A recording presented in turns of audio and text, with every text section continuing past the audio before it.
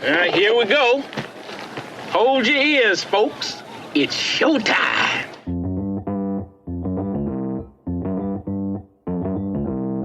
Live from Joe's mom's basement, it's the Stacking Benjamin Show.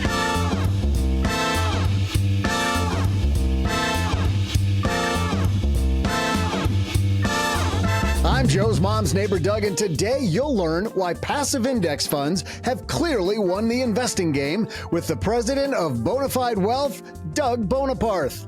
Plus, it's the empress of the stacking universe, Crystal Hammond. And finally, the star of last year's film Napoleon, it's Joaquin. Oh, never mind. It's a different guy in a funny hat. It's just Len Penzo. But that's not all. Halfway through the show, I'll share my short trivia question. And now, a guy who's not afraid to invade your ears with a small but determined army. It's the emperor of all things personal finance, Joe Saul-Sehy. Hey everybody, and happy weekend. We're so glad you're here. Sit back, relax, put your feet up, because we're about to have an hour of financial nerdery. And man, do we have the uber nerds with us today. We're going to have some super fun, but let's start off with my co-host on our sister show, the Stacking Needs Show. Crystal Hammond's here. How are you? Great. How are you? So is nerdery, I'll raise you a strategery? Is that how we're going to outword each other today? Strategery and nerdery. I would love to. And then, Len, is it cold in your house? You're making me hot. I think I need to turn on my fan. Len makes everybody hot. Crystal, it's that's true. That's true. It's California, and once the temperature dips below 65 here, it's freezing. It's ice age out here. So it's 64 right now. So it's ice age. That's horrible. I feel so bad being from Michigan. 64. You must be. Oh, I can't imagine. And by the way, you had the squirrel cam. You sent us something from the squirrel cam, a little bit bigger than average squirrel on your squirrel cam, Len. Yeah, well, it was squirrel cam after dark. So that's what we call out here. It's a possum. That's what I showed. Although Doug thought it was a grizzly bear, but you were close, Doug. Not quite. Well, based on where that camera was set up, that thing was huge. I was terrified. It's By awesome. the way, when you said squirrel cam after dark, it sounded like Len's Only Squirrels account. Like he's got this other thing going on. That's a good idea. That's a really good idea. I might want to have to consider that. Squirrels Gone Wild is Len's next video.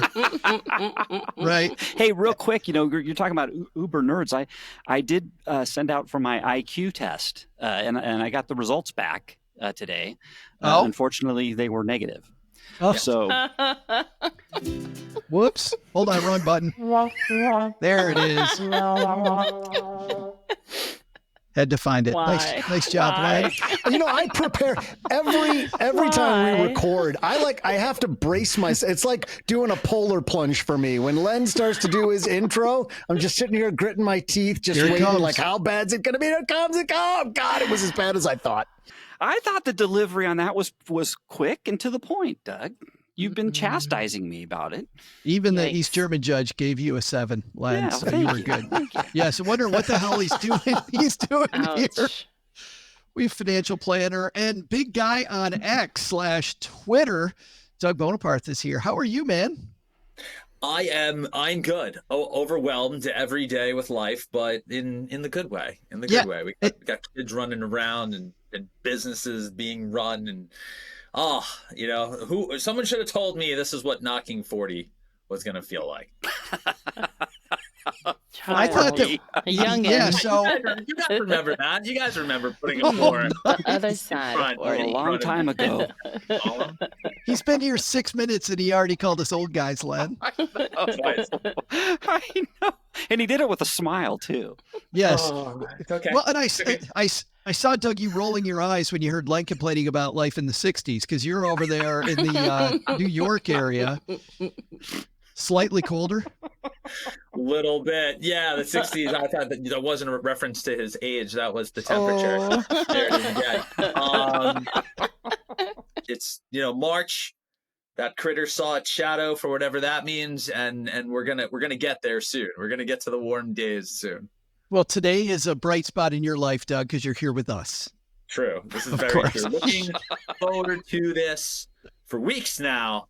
When you reached out to say, "Hey, you wanna come back on?" I said no. I mean, I said yes. I would love nothing more than to join all of you and talk about my favorite subject, personal finance. Well, and then we sent you the contract. What do you think about the contract we sent you? Well, the best part about that is, But did you read the second addendum? listen, I have the lawyers take care of that, and by lawyers, I mean my wife. Well, when you said your wife being the lawyer in the family, we had to stop you right there, Doug. So Yeah, you knew it was dangerous just to continue talking to me at that point. absolutely. Don't want to get the lawyers involved. Doug Boneparth joining us, Len Penzo, Crystal Hammond, neighbor Doug. We're going to talk about passive versus active investments and a big change in the market. So let's go.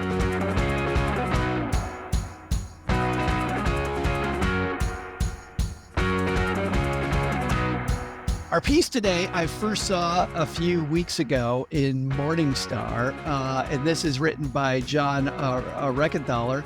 John writes, index funds have officially won. What is he talking about? Well, he says the inevitable has at last arrived. In January, for the first time, passively managed funds controlled more assets than did their actively managed competitors. This count includes both traditional mutual funds and exchange-traded funds.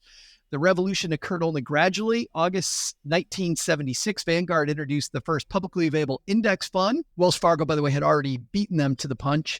We actually did a whole story on this previously that we'll link to in the show notes page. But in the story, by the way, is pretty funny. I don't know if you guys know this, but John Bogle actually wrote a white paper that said that he thought index funds and passively managed investing was a stunt that nobody should do. And then he became the grandfather of index investing once he figured out that he could make some money, maybe changing that opinion. But not only has he long since thought that passive investing is a great idea, but so have apparently investors. So Crystal, let's start with you. Do you pay a lot of attention to active versus passive funds in your investment? Because really on this panel, you represent, I guess, the every woman, right? You're not doing this professionally like Doug is, and you're not somebody that's at a blog on topics like this for a long time, but you're somebody that's actively investing. Are you concerned about active versus passive? I choose Coke or Pepsi. I don't know. What was the question again? Is this the Pepsi? I thought this was the Pepsi challenge.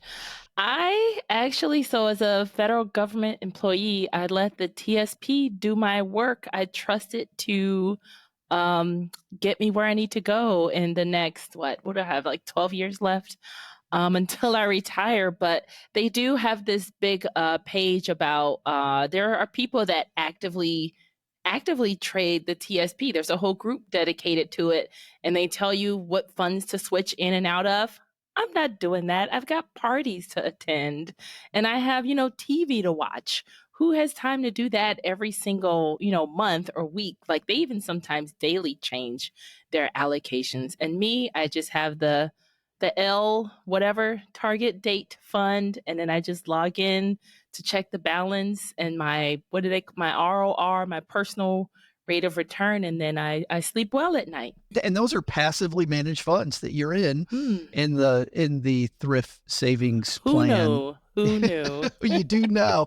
Len, active versus passive in your personal life, do you use an active strategy or a passive or a combination of both? I use a combination of both. And before I go further on that, I was shocked that it only recently the passive overcame the active. I mean, that to me, I thought passive surpassed active a long time ago, but not. I'm just shocked it has taken this long for the passive to surpass the active. But I do a mix. I tend to use the active managed funds, and I don't do it. I mean, managers do it for a certain sector that I invest in that I am not an expert in by any means. And so I prefer to let an expert actually manage those funds for me. But the index funds I do myself because they're so broad, it doesn't take as much effort or research on my part to so I feel safer with the passive funds. But like I said, if there's something that if you're in a very narrow niche as in certain areas, I think it's to your benefit to go with the actively managed fund. Give it to professionals who know the sector that you want to invest in. Well, Todd, I find that interesting as a subtopic, why you would have that narrow sector in the first place, but that's a whole different discussion. Yeah. But Doug, I came to you last for a reason. I wanted to, Crystal doesn't do this professionally. Len does it, but is covering a lot of other things, consumer finance. You're talking about this kind of stuff every day with clients. Yeah. I think Len brings up a great point. In our world, right, financial media world, for the past 10 to 15 years, it seems like this is a ship that sailed a long time ago. Why is it 2024 and we're finally getting to this point? Yeah, because the actively managed world and mutual fund world has just been so dominant and so huge. It doesn't surprise me. It doesn't surprise me it took this long. I agree with the article that, the inevitability of getting to this point was on the horizon. The popularity of passive investments and index funds has been growing and growing to the point of, some hyperbolic move into where we are right now. But don't sleep on just how absolutely massive, and also the start that actively managed funds have had. They've been around a long time. I mean, go back, decades upon decades. I would marvel in how, from a relative standpoint, how quickly it actually has taken over, given, it's really been since the 90s since we've really seen ETFs and, index funds become popular. So it's had a huge head start. The flows into active management have been large. And also, don't forget, you got very large financial institutions pushing these products that charge a higher expense. Who's it, Munger? Show me the incentive, right? So the incentive for ironically, the Wells Fargo of the world, pick any, I'm not going to pick on anyone, pick any institution, really. When you look at the expense ratio and what they take on actively managed funds versus their passive counterparts, I mean, they're in the business of making money, guys. So that's what they want to see their wholesalers put in the hands of investors and advisors. But performance, is an interesting thing, when you can't beat the market consistently, which really no one can do. And I know there's exceptions, of course, but no one can consistently beat the market. And you're going to ask yourself, why am I paying 50 basis points or 100 or 200 basis points over what I could get out of a passive strategy? I'm just not going to do it. So there obviously was a flippening there. Yeah. And access to information, and the internet, and being able to actually see this stuff as a layperson kind of has taken over. And there's my answer. No, there's a ton to unpack there. The first one, I thought that I didn't do at the beginning. We probably should have done, Doug, and I'll stick with you for a second. There's a percentage of our stacker universe that's like, I don't even know the difference between passive and active. Like, what the hell are you even talking about? Why is this a deal? Can you explain what's a passive investment versus an active investment? Yeah, sure. So let's go the other way around. An active investment would be a manager, someone who's in charge of running a particular portfolio, attempting to do one thing: beat the market. They're trying to trade, get in and out of various positions in companies. Usually there's an objective here, like we're going only to invest in large US companies and try and perform as best as they can, and typically beat, in that case, something like the S&P 500. So you're paying a manager to try and beat the market. That's the most simplistic version of that. Whereas passive is the exact opposite here. You're not trying to beat anything. You're just trying to participate in the market. So if the objective was to invest in the largest US companies out there, you would simply go buy the S&P 500. And every major asset manager and fund provider has an S&P 500 fund you can invest in. You're essentially paying a very nominal fee for that. In some cases, no fee. There was just recently, a few years ago, Fidelity rolled out their zero, absolutely cost-free suite of index funds. So there's your active versus passive explanation, or 101 explainer. Thank you so much for that. And by the way, just one thing on my end, because I know it's going to come up later. Some of these actively managed funds, Doug, are not trying to beat a market. They're trying to achieve just a very concrete result. They just have this is what I'm trying to achieve, and we're going to go get that. Like, I don't know, somebody showed me one of these crappy long short funds last week, and I just wanted to strangle the person that owned it. Because I couldn't figure out why they own that. But yeah, usually we're trying to beat up on a market, which brings up this next point. And I want to pivot from, and I'll link to all of these in our show notes page, stackers at stackingbenjamins.com. This next piece from Investment News, and Investment News is an industry rag for investment advisors. And they had a question that I just saw, and it's perfect timing for this discussion. How much room is there for active management? They ask. They say that exchange traded funds are outselling mutual funds right now. But when it comes to advisors, 40% of advisors, which is a huge change from 5 years ago, are looking at passive only strategies. And I'm wondering, Doug, and again, I'm going to start with you this time and we'll go backwards, but why are advisors so slow to adopt a passive strategy when, to our points earlier, it appears that passive seems to be where the ball's headed?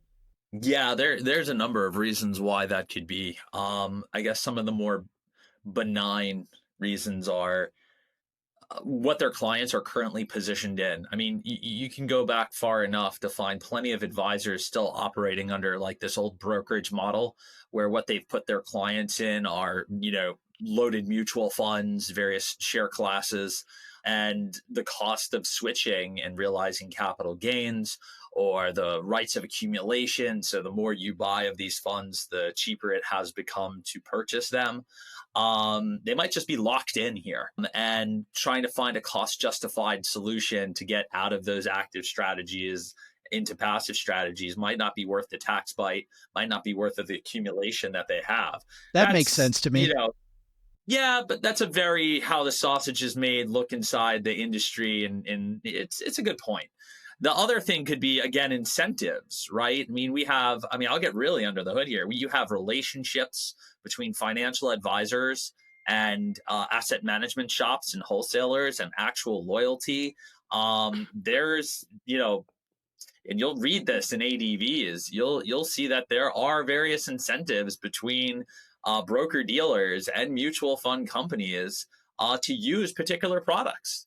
Not necessarily the best look in some cases when you really look at conflicts of interest here. Not every financial advisor is a fiduciary, and I would argue most aren't. And that's perhaps an issue as to why you don't see this rapid adoption into passive strategies. Those are probably, in my mind, the two biggest reasons why you don't see that happening. So legacy business and incentives, that aren't the incentives for the client, that are incentives for either a broker dealer or an advisor and the relationship that they have with a various fund company.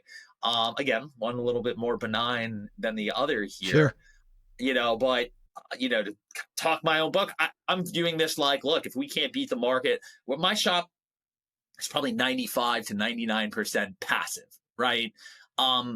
I just look at the statistics. If we can't consistently beat, benchmarks, if managers are historically underperforming, why on earth would we want to, increase our expense budget, for a client on something that traditionally can't be won, right? We'd want to save them that.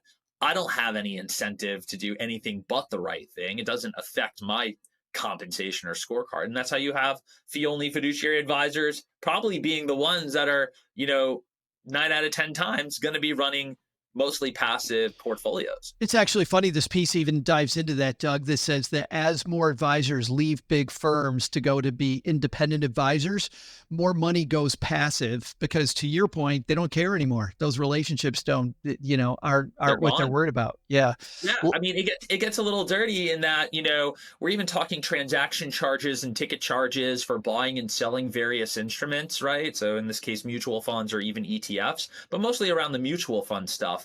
I mean, you have advisors in these legacy businesses sticking with like these loaded shares when it's so much more tax efficient and more efficient to trade and get in and out of stuff using ETFs, you still have, most of the world using funds, mutual funds and not ETFs. Forget like that there's actively managed ETFs now. Cool. Okay. There's always going to be, the productification, of the industry. But there you have it. I mean, I'm glad that article points that out, because that's right there, the link between the two. And once you are free of the shackles of, the parent company that has been overseeing you all these years, you see advisors instantly then go to, ETFs and passive funds to save. And it's a great value add. Like, hi client, where we now, don't have any conflicts of interest. How would you like to save 1% in expenses? And it's of no content. It doesn't do any drag to, the advisor's comp. They're like, let's just do that. They're going to be like, yeah, that's a no brainer. Let's do that. And it actually creates a much better dynamic when it comes to the investment relationship. And in my view, a superior portfolio being built. Doug used a new phrase there that I haven't heard before in the financial world. I might need him to clarify it a little bit. He said product defecation. What does that mean? I think it was productification. Oh, yeah. I heard that incorrectly, apparently. Yes, okay. I think Doug, that was your own. Good one. Well, but I do like that as a tool, because this almost sounds like doctors pushing, like prescriptions that they get a big kickback for. Like, how would a layperson protect him or herself from that? And I like how you said you can say, how would you like to save 1% by switching to this fund? So is that what we should be asking our financial advisors? Hey, if I'm looking to save money, how do I help you help me? Yeah, I mean, go to your financial advisor and ask, why is being positioned in actively managed mutual funds in my best interest relative to being positioned in passive funds? Can you show me any meaningful data to support, and can you show me some data or information to support that? Ooh. Right? So instantly, I mean, you could say, how would my portfolio and whatever allocation it's in have done if we just used like core ETFs, like the plain vanilla, if we just indexed, right? Replace that large cap equity fund, with a manager charging 1%, trying to beat the S&P 500, and what if that was in the S&P 500? Take my mid cap fund and go stick that into a mid cap core ETF. Same with small cap, same with international or emerging markets. I give some credence on bond funds. This is actually where, depending on what strategy I'm looking at, I might go and take an active stance. So like Len said, like maybe when you're getting sector specific, I mean, as an advisor, we can have preferences. Like if I'm navigating municipal bonds, right, I might want someone with actual experience in that space, particular to a state like New York municipal bonds or New Jersey. But, depending on how you construct your portfolio, you could go passive there as well. It's not like there aren't any, New York or New Jersey municipal bond ETFs either. Ask the advisor, hey, like, how would we have done? It just comes down to really, if the active fund can be shown to consistently beat the index fund if the fee for the active fund is 1%, which is probably more than that, if it's 1.5 or 2%, if it's consistently beating the index fund by 2%, then it's worth it. Then it is worth it. But and now in a bull market, it's kind of hard to do that. I think. I mean, it's just so much easier to just go with the index fund and ride the wave. But there's also another lie that I know during my career, and it still has not been proven untrue. I was told over and over early in my career that, active wins in down markets. And man, I don't know, during my career, I saw plenty of active managers getting their ass handed to them during the down market worse than the index did. So I think part of it's the way that we see active managers incentivized. They get incentivized really to not miss it by a lot. And because of that, they're not going to take big bets to try to do better, by a long shot. I think that's interesting, Joe, because just my theory, because I don't know, but my theory was always been in a bull market, an index fund makes more sense. And in a bear market, the active fund. But that's interesting to know that you've seen active managers do worse than, an index fund when the market's going down. That's kind of scary, actually. I don't think they'd be in business very long either if that kept up, right? They would have a lawsuit. I mean, if they don't follow the prospectus, they have a lawsuit. So the idea that a fund manager can miraculously make decisions they wouldn't make in an up market, make them differently in a down market is baloney, because you've got all these lawyers looking over their shoulder going, I'm going to sue you. And they have, if they do anything different than what it says inside the prospectus. Now, if it goes right, is anybody really going to sue them? But if it goes wrong, and I don't think that any company, Fidelity, Vanguard, Oppenheimer, Franklin Templeton, whoever, wants that lawsuit hanging over their head. Here's me playing devil's advocate on this. Like, if you had yourself or your advisor had put you in, the appropriate risk-adjusted portfolio that was right for you and was engaging in financial planning and really did a good job of servicing you and making sure you were a consistent and disciplined investor over a very long period of time. And they were using actively managed funds to accomplish this. And you reached your financial goals and your portfolio compounded. And, again, back to reaching your goals, you were able to, let's say, get to retirement, right? Or financial independence soundly because you followed that advice and you used those products. Are you really going to say to yourself, man, I wish I was in, passive investments this whole time, and I wish my portfolio was using iShares instead of, BlackRock's actively managed fund? Probably not. I think, at the end of the day with personal finance, if you're able to be consistent and you're able to be disciplined and stick to your investment strategy and not shoot your own foot off when things get crazy and wild, you probably find yourself with a positive outcome. Then you go Monday morning quarterback the situation and be like, yeah, you could always say I would have retired with 2.5 instead of $2 million had I, saved that expense. And that's real money, but that's only in hindsight, right? But I think where people really kind of get hosed, if you will, is when there's no planning, when there's no, advice being given, and you're simply working with an investment advisor who wants to stick you in a certain family of funds to go get their commission at worst or go collect their, asset management fee at best.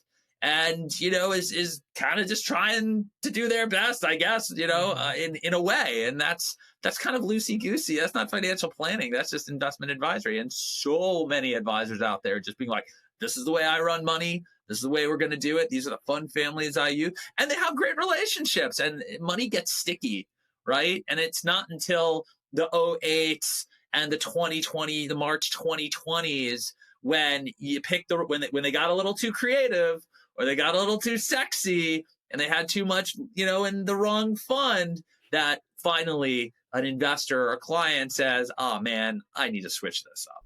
I want to drive to the Northeast and give you a hug, man, because I got to say the number of people I've known that have reached their goal using suboptimal funds, but doing something beats the hell out of the number of people that have had the most tax efficient stuff and didn't do crap with it. It's so absolutely frustrating. Because I think we focus on the wrong thing. We don't focus on behavior. In the second half, we're going to talk actually more about some of the smoke and mirrors going on here. Is we use some of these terms like exchange traded funds to do things that maybe might or might not be good for us. And also recent Wall Street Journal pieces really call into question, is our passive investing stuff really good for us right now? But before we get to that, at the middle point of each show, a trivia competition, if you're new to Stacking Benjamins, between our three frequent contributors, our partner OG, who's not here this week. So Doug, you will be team OG, and Mr. Len Penzo and Paula Pant. And Crystal, you're playing team Paula Pant this week. Doug, being the only one of the three of you that hasn't done our trivia competition before, we've got good news and bad news for you, man. You want the good news or the bad news? Bad news. Well, the bad news is OG had Doug, a 2-year winning streak, 3-year winning streak, Len? Has he ever lost? He had a 2. Oh, no, I won the first 2 years. Oh, yeah. Len won the first 2 years. And then OG won the next 2 years. And but Len has 4 so far this year. OG has 2. And good news for you, Crystal, Paula's not in last place. Paula, so brilliant at everything except our trivia challenge. She's usually perennially in last place. And now she's tied with OG. But because OG beat her last year, Len will guess first. Doug, you're going to guess second. And Crystal, you get to guess third. Yay. But we've got we mentioned a guy that wears funny hats. We have a guy with a similar name here. So we thought it was a good time for, well, some trivia that you'll understand why we did it. With Doug Boneparth here, we had to have some Bonaparte trivia. Oh, goodness. Hey there, stackers. I'm Joe's mom's neighbor, Doug. You'd never know it because I'm so humble, but I'm actually a distant relative of Napoleon Bonaparte. Not to be confused with today's guest, Doug Boneparth. He'll be glad to know he and I aren't related, although I didn't find out I was related to Napoleon Bonaparte until I was a teenager. In history class, we were studying that period in history when it was all the rage to revolt against your government, and each of us was assigned a different historical figure to do a term paper on. Since, I was the smartest kid in my class and probably my grade or, even this whole school. Sure. My teacher chose Napoleon for me. She wouldn't say it, but I know my teacher wanted to show me off to the principal, probably to help her get a raise. To my surprise, when my mom saw me working on it, she commented on my uncanny resemblance to Napoleon. At first, I thought she was remarking on our perfect blend of stateliness and laid-back charm, but I soon put the pieces together. He was French. Pretty sure Doug is a French name. Well, it's probably Lay Doug over there or something weird, and like Napoleon, I also took an ill-advised trip to Moscow that didn't turn out well, but that's a story for another day. Once you put it all together, it makes sense. So today's trivia question is, if every inch of Napoleon's height equaled $1, how many dollars tall was the emperor? I'll be back right after I see if any restaurants offer discounts for descendants of emperors. Well, I'm sure there's a long list, Doug. Long list of those. So how many dollars tall, if every inch that Napoleon was equal to $1, how many dollars tall, Mr. Penzo? This is another math problem. We had one. This is getting a little ridiculous here with these math problems. Let's see. Napoleon. You think it's a math related show? Yeah, you would think. Weird. You know what's interesting? My dad, when I was growing up, he always told me he was Napoleon Bonaparte in a past life. He was serious. He really thought he was Napoleon. So, but that's an aside. Let's see. 1 inch for every height that Napoleon is. So, gosh, I have to know how many dollars are in an inch. Wait, that's backwards. No. I'm going to help you out on this one. Figure out how tall he was. If there was $1 for every inch of that height, that's how many dollars tall he is. Come back to him. If there was $1 for every Len, what? Inch. Len, convert his height to inches and just say that number of dollars versus inches, and you got it. Oh, that's it. Oh, so I don't have to know how many. Oh, that's it. That's it. What were you thinking? In a foot. That's right. That's it. That's it. Yeah. So all I have to know is how many inches tall Napoleon Bonaparte is, right? And then just convert that inches to dollars. Oh, okay. Well, then that's simple. I will guess. Grandpa Len gets confused. Yeah. Well, that other one where you were having us calculate interest on the Gilligan's Island, that was really out there. Oh, that's funny. Okay, I will say. I'm going to say 60. $60. Doug? Gonna go with $66. $66. So Len thinks he's 5 feet tall. You're thinking he's 5'6"? Yeah. Crystal? I was trying to gather some context clues. I'm really good at context cluesing. Because Napoleon complex, what does that mean? Does it mean short? Short. Thinking it means complex. short. Short Ha ha. So he had to have been shorter than 5 feet. I was going to guess the 60. So I'm going to go with $59. Who didn't see that coming? Right, Ja. Who did not see that coming? Len, that's the gift that keeps giving when you go first. We finally have a win. Yeah, well, I got sandwiched last time. That really hurt. And I did all the math in that, and I got sandwiched. This is better. So Crystal's at 4'11", Len's at 5 feet, Doug's at 5'6". We'll see who's right. We'll be right back. All right, Len, you kick this thing off by saying that he is $60 tall. How you feeling about that one? I don't know. I know he was short, so I that's why I went with 5 feet. I don't know how short he was. Was he less than 5 feet? I guess he could be. So Doug, having a name like Boneparth, I'm wondering if you may have studied this topic. When everybody and their mother asks you if you're related to Napoleon Bonaparte, the expression, if I had a nickel every time, I'd be I'd run much well. At this point, you better know a thing about Napoleon if you're going to have the last name Bonaparte. So surprisingly, I do know quite a bit about Napoleon, and it's just like I feel the same way, Doug. I think we'll find out that I do. I'm confident, if not arrogant like an emperor. Wow. We're going to call it the Boneparth complex on this one. I feel the same, by the way, when people ask me if I'm related to those other Saul-Sehys. I'm like, yes, of course. Duh. All the other ones. Yeah. and Crystal, who is clearly the owner of Hammond, Indiana, right? Oh, I wish. Yeah, and Crystal City here in Crystal City, Virginia. Yeah. Yes, you'll take them both. Yeah, Crystal, you feeling good after that confident stuff that came out of Doug's mouth? I know, but then was it a trick? If he said he knows a lot, does Napoleon complex mean you're tall? I don't know. The Napoleon complex means you're confident. Yeah, Doug is exuding confidence. Despite you can see. So. Being short, but he's tall. Well, only one guy's got the answer. It's neighbor Doug. Doug, who's winning this thing?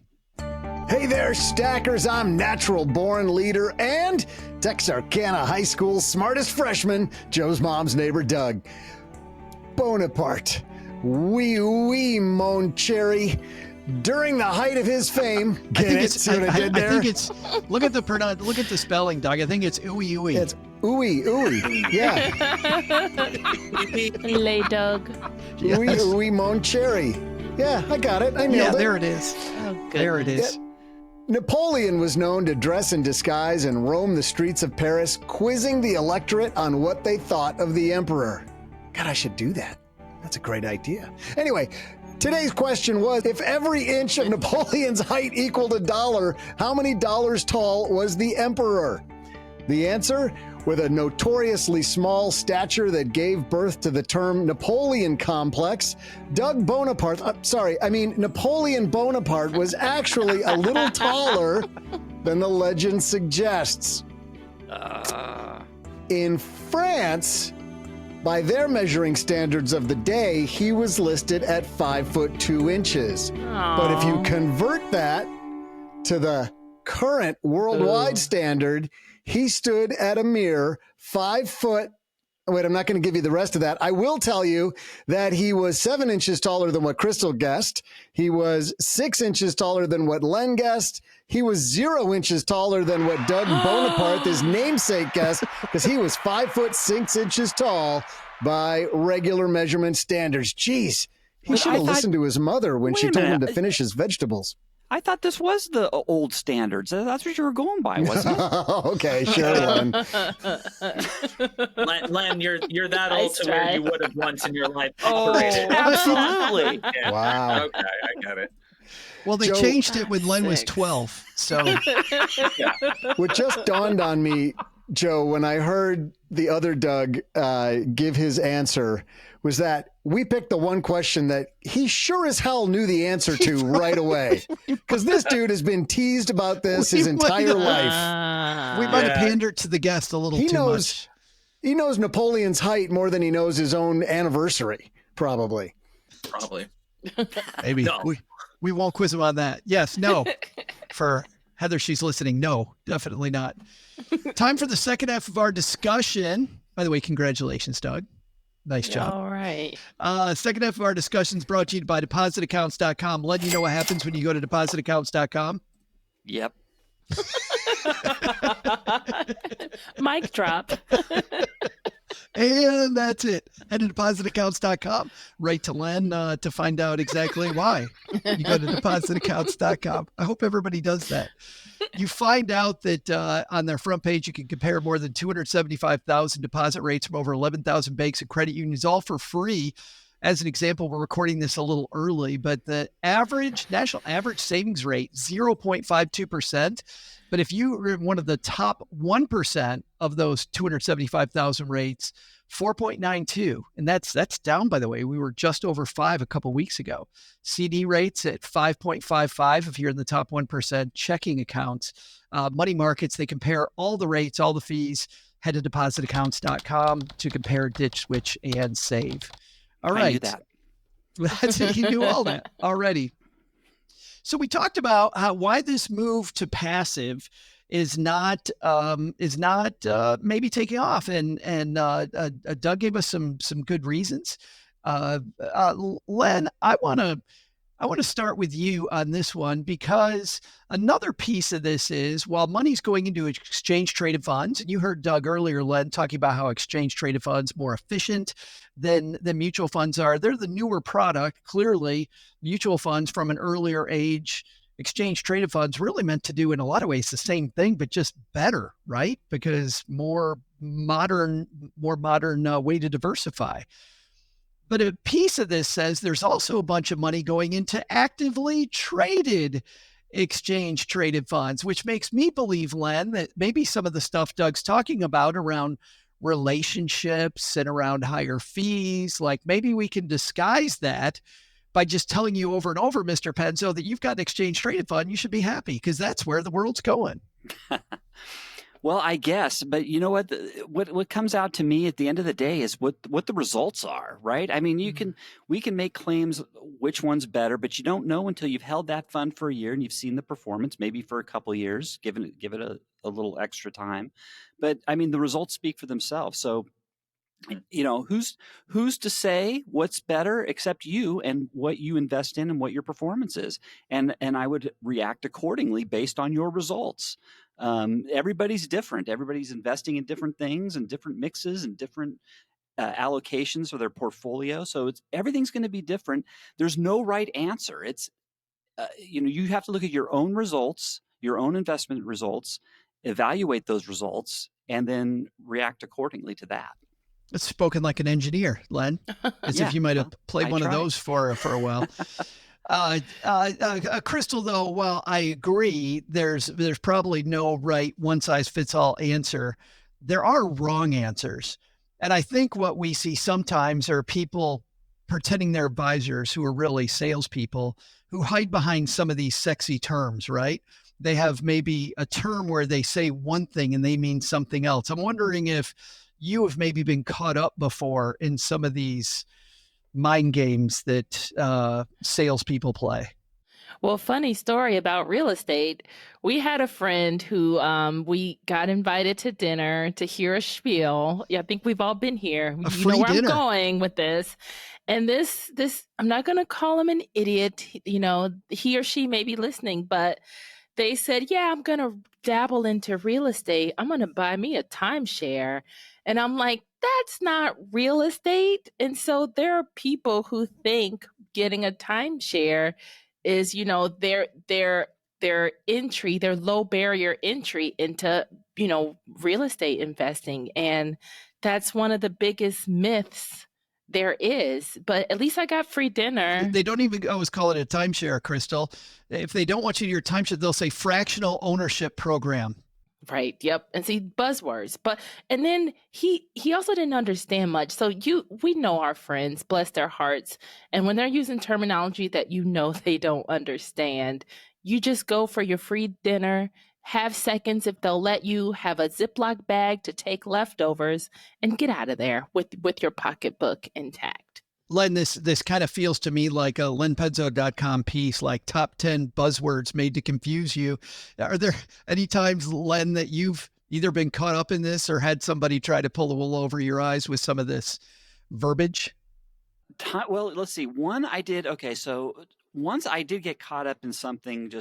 I mean, I got caught up in the Amway. Somebody, when I was younger, got me to an Amway. It's not a convention. I guess it's you go to the hotel and they've rented a conference room and they have people coming in with their testimonials and how they're making all the money. And I, at the time when I was young, I was like, hey, this is kind of cool. I can make money. But the more I thought about it, I decided not to do it. So, but what was that, multi-level marketing, I guess they call it, right? Or something like that. So kind of just a fancy word for pyramid scheme. Oh, and the other one I did do a timeshare. I went to a timeshare presentation once. I did it willingly, knowing that I wasn't going to buy it because they were offering me. You were getting a free trip. No, well, close. They were offering me like 50,000 points for this was for a hotel chain, and they were offering me 50,000 points on top of my hotel points. So I said, hey, I'll go and sit for an hour and a half and listen for 50. So I did it willingly, knowing that I wasn't going to do it. But let me tell you, they fought hard. I mean, it was not a pleasant experience for me at the end before they let me walk out of that place. They were even though I was steadfast, no, they were pushing me hard and kind of you had to earn it. Trip. Yes, Yeah, I did have to earn yeah, it. It was. I wouldn't do it again. Actually, to be honest with you, it wasn't worth it. But I think of things like lifetime guaranteed income, when they're really saying annuity. And I know sometimes annuities get a really bad rap when it truly is annuities with a lot of bells and whistles that are a problem. I think sometimes for longevity, it can be great, but they just won't say the word. Or, wealth without Wall Street. I like that one, where you bank on yourself, which is, I'm going to buy a whole life insurance policy, right? Is truly what they're saying in that piece. I get frustrated with all this, Doug. I'm going to come back to you because a piece in the Wall Street Journal by Jason Zweig talking about how NVIDIA is on a tear, just on a total tear and making tons of money. In fact, what's funny is that I love this piece. He says, if you invested $1,000 in NVIDIA at the beginning of this year, it'd be worth more than $75 million right now. And then he says, I'm kidding, of course, but it feels that way, right? It feels like I'm missing out on these things.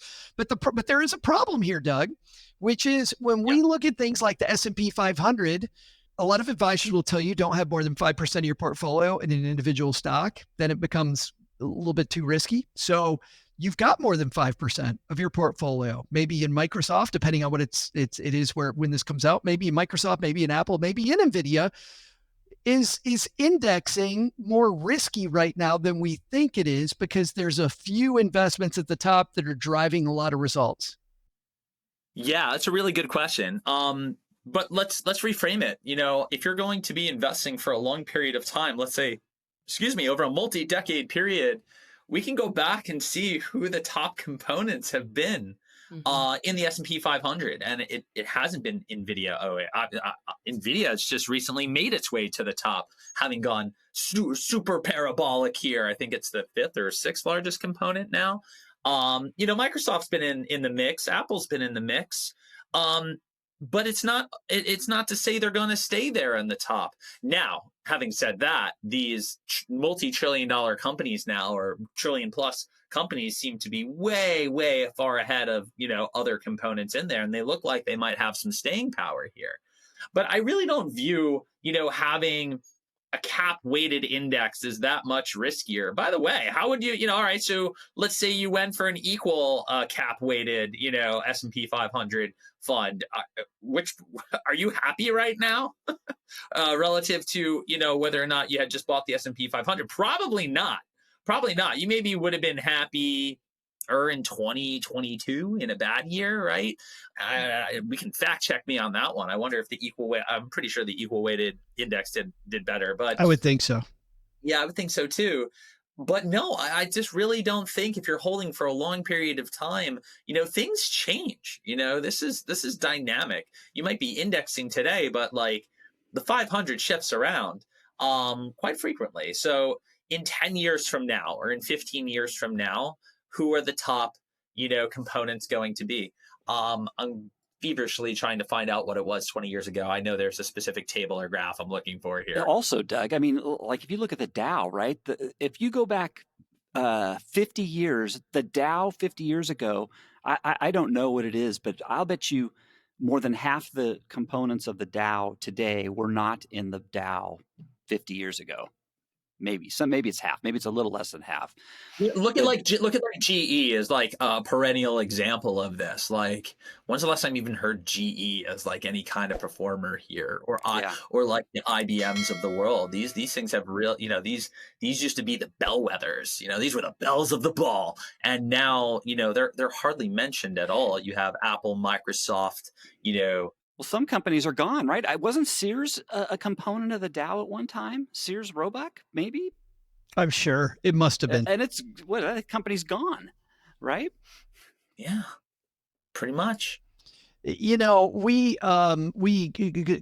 Crystal, during this discussion, I'm thinking about just the fact of, should we know a little more about what's under the hood, or should we just work, let it work its magic? And I'm kind of two minds here. I mean, on one hand, I feel like if you look under the hood and you raise the alarm bell like I just did, you might jump off a strategy that works. And to Doug's point and Len's point, things change over time. And if you just stick with the index, it'll do what the index does. But when you don't know you're taking a certain amount of risk, that also kind of bothers me, as it does another Wall Street Journal piece I'll link to here by Spencer Jacob talks about how, your average target date fund investor has no idea what they're invested in. They get put in automatically by their company. And when they get to retirement, they have no strategy of what to do with it once they are trying to take income from it. I know if you're using the L fund, you're using a lifestyle type fund. I mean, does that make you think maybe I should look under the hood more? Well, they do have options, because I do remember one year saying, okay, I'm going to take it into my own hands. And I tanked. And I was like, see, I just should have kept it where it was and not touched anything. Lesson. And they do these, retirement seminars after you've been in the office for 15 years. You get to attend this seminar, but there's a lot to say about how knowledgeable the people that are leading these seminars. But one of the key things, like Doug said before about the 08s, in certain years when people were in these target date funds and they had no business in those funds. So it does pay to have your own education, because if I'm 5 years out of retirement, I don't care how well the stock market is doing, I should not have, my money in stocks. My retirement, my nest egg, I should not have that in stocks. You mean individual stocks? Right. Yeah. But even the fund also, because there's a G fund that's only the bonds, government bonds. So it eventually gradually gets you into the G fund, but I don't want to depend on that fund. I want to make sure that it's happening. I don't want to blindly trust it. And that's what we're doing with our target date funds. So I don't want a lot of my money in the G fund ever. No. But that's a different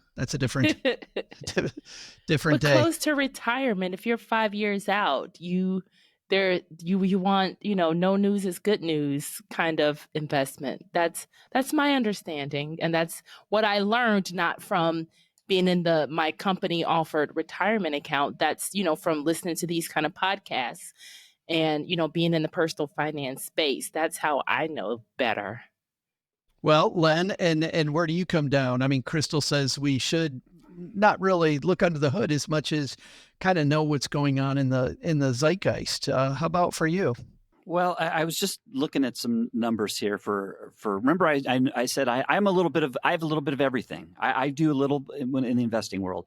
I do index funds. I do actively managed funds, and I actually dabble around myself, where I go off, I take some fun. I do my own management of individual stocks. So I'm going to give you this sector that I was talking about before. It's very risky. The reason I go into the actively managed fund is because it's extremely risky. It's very technical. I don't know anything about it. It's the mining sector. It's very risky. And you can lose a lot of money very fast if you don't know what you're doing. So that's why I have an actively management fund. So I'm going to give you right now my year-to-date results for my index fund that I have, my actively managed fund, and me playing with at 10% of the funds that I put into the actively management funds, but it's like me playing manager. And this is why I don't do this. I'm down 35%, myself, picking individual stocks this year. I'm down 35%. You imagine if I tried buy doing it low, Len. Buy it low. That's right. But I mean, can you imagine if I put my whole portfolio and I decided to do lose a the third actively of it. managed fund, and right now the mining sector has been beat up. It is as low as it's ever. It's just nobody wants it. It's unloved. The actively managed fund is down 20%. This is a manager picking individual stocks doing this, and I'm paying in the mining sector, and I'm paying him 1% per year on a pretty good chunk of change, okay, which ain't now since it's down 20%. But and then the index fund, which I do myself, it's just an index fund that in the mining sector, that's down 10%. So those are your numbers, basically -10, -20, -35. The index fund, even in the down market, is better than the active manager, and it's way better than what I was doing playing investment cowboy. So there you go. I've just invalidated my own thoughts on. Remember, I said I thought in the bear market the index fund would not. And I've just it's short. This is only in a 3-month period, 4-month period, but hey, there you go. Well, and I've heard that for a long time, Len, and it plays out much more like you're talking about than we think it does over and over and over. I mean, this myth that the active management's going to win in a down year is difficult. Doug, where do you come down between your clients looking under the hood and or just knowing the overall strategy? Yeah, like I said earlier, we're primarily a passive shop. I really, again, look at the statistics. I don't believe active management is going to outperform, passive strategies and the index over the long term. I want to compress fees as much as possible. I just don't think that's where I want to, my clients spending their money and their expense. I'd rather them, get good financial advice and financial planning from us and learn all the ways that they can be consistent and disciplined when it comes to investing. When things get crazy, both good and bad, that's really where we shine as professionals. We're professional expectation setters. We have to make sure that our clients, don't make mistakes due to their own behavior. That's really where we have the most value. So I just never believed that, picking stocks or guessing which sectors or which slant, whether it's value versus growth, is going to do the best. I just don't think that's a winning game to play when I do know that controlling behavior over the long term is a winning game here. And again, like I said earlier, that's not to say there aren't areas. I do believe in less efficient markets, a professional who really understands the space. I think they can do a good job there. If you have, hundreds to thousands of analysts covering large cap stocks, or, a specific sector, what are the odds, one of them is going to be like, I know something all the others don't, probably not great. What if there's only 6, 7, 8, a couple dozen people covering a specific space? There it seems to me a little more likely that one might be doing a little bit better research than the other. So there could be an edge there. But this is really few and far between, and it's very, very client specific with how we think about actually using active management. And by the way, there's always a little bit of active management going on, even when you're using passive investments. You still need to create an allocation, particularly, that's designed around that client. I'll give you a great example. I took the Fed at their word before they started increasing rates, that they were going to raise rates, right? You hear the expression, don't fight the Fed. So we look to clients, particularly in this case, older clients who have, more exposure to fixed income, to bonds. And you say to yourself, if you're passively investing in, let's say, AGG or just the Barclays aggregate or the US bond, index, and you got the Fed saying, we're going to raise rates consistently to fight inflation, you're looking at your bond portfolio, you're like, I'm pretty long duration here. That's the measure of the sensitivity of interest rates to bond prices. And you need to know, I'm getting technical here, but you need to know it's an inverse relationship, right? If you're literally hearing the chairman say we're going to raise rates and you're long on bonds, you got long duration, maybe you make an adjustment there. All right. Maybe you go shorter duration and you say, or you move a portion of that bond portfolio to something short. We took the Fed at their word and it paid off. But here's the thing about active management. It's not that you got to be right once. You got to be right twice. Right. Because then you got to move back now. You got to move back. And luckily we did well enough on that to be perhaps early in getting back. You gave yourself a greater margin to get it right twice. And it's not very comfortable stuff for someone who's as passive as me, but there are times in which your research, knowledge, and understanding of things come into play and you make a call like that. And luckily, for the clients of the firm, it worked out well. And the Fed ended up raising 11 consecutive times there. So if you were long bonds, you got caught up in 2022 with the worst year for fixed income in a century. I love that, because there were maybe, in my 16-year career, there were maybe, I'm going to say 5 times, Doug, that I was like, this just seems to be the world's most obvious call. And then you really do have to question yourself, because to your point, it's not about being right that first time. It is, are we willing to stake, our clients' money, not even our money on it? And so, but think about how rare that is. If it's that few times over that long of a period where super rare. It was again, I mean, when it was the worst bond market in a century, and that's not hyperbole. That's the real statistic. So yeah, that's not going to come around very often, if at all. We'll be lucky to see something like that, a handful of times. Yeah, amen. I think it's a great place to leave it, guys. We'll link to all these pieces on our show notes at stackingbenjamins.com. Great discussion about active versus passive investing. And I think for people that don't know a lot about this, I think it's a great primer to begin digging in more. Let's find out what's happening where each of you are, and we'll have our guest of honor go last. Let's start with my co-host over on Stacking Deeds. Crystal, we've had some fun over there lately. Can you want to go over a guest or two that we're going to be shining a light on? Yeah, coming up is Dave Liniger. Now he goes over the basics, but I really, really love how he broke it down. Like he goes into like contractors. He goes into there's some lines that I plan on using in my going forwards now with my big construction project. So I love a lot of the tips that he gave, the systems. Like I'm serious, like I can't wait to put all this into play. I'm just waiting on zoning. Can someone speed up the zoning office in Chicago, please? If we could get somebody in that zoning department to move on Crystal's Ken Griffin couldn't even get their zoning department to move. He left town. I don't think you're going to do it, Crystal. Well, she's Crystal Hammond. Come on. Yeah, true. Exactly. Yeah, there's that. And that's on our Stacking Deeds podcast. We're also talking to the Crickies, who are a husband and wife team who do Airbnbs. They do short-term rentals. So short-term rental landscape changing. So for people wanting more on that, we're talking about that. Mr. Penzo, what's happening at lenpenzo.com? This week, I just a reminder, every weekend on Saturdays, we do our weekly financial roundup. It's more macroeconomics, but it's always the best in the news of the week, the best tweets that I find, and the best memes that are related. And it's a fun little time.